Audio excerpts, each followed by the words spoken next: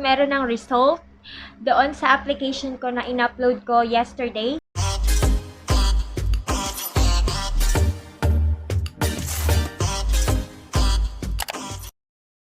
Hi guys! This is Teacher Jessa and welcome back to my YouTube channel.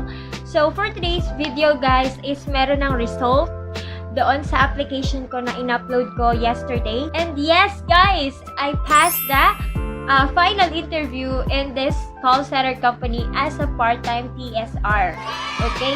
So, part-time TSR meaning to say Technical Support Representative. So, part-time lang muna hanggang sa makapasok sa public school. Kasi as of now, I'm having a hardship in my finances kasi more than a year na talagang wala akong regular job. So, ayun.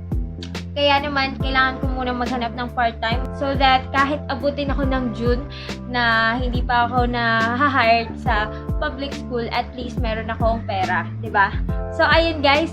And yeah, sobrang bilis ko lang natanggap yung result. Kagabi, 'di ba, in-interview ako. So, kaninang umaga, na-receive ko na yung result na nakapasa pala ako sa final interview.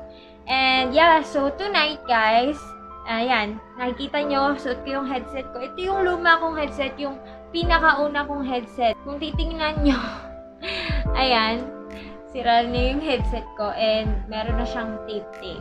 Ayan. Pero at least gumagana ka pa naman kahit paano.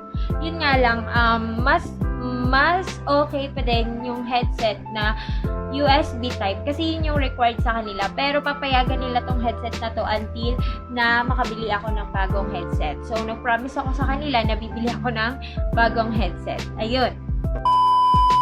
And I hope guys na dun sa share kong video is natuto kayo kahit pa paano about sa interview in call center company. So, on that interview, masasabi ko na medyo madali lang siya dahil Dahil tatlong question lang yung tinanong nila sa akin. And yes, luckily natanggap ako. So ayun, sana magtuloy-tuloy na to. So I think this job will gonna fit on my schedule. So ayun lang guys. So this is just a quick update in my application in call center company as a part-time TSR. So yun, natanggap ako. And yeah, today is my job offer day. Yan. So, hinihintay ko lang sila na tumawag sa akin. And that's all for today. Thank you so much for watching this vlog. If you haven't subscribed yet on my channel, please consider subscribing on my channel para palagi kang updated sa mga videos ko. Thank you so much, guys. Bye!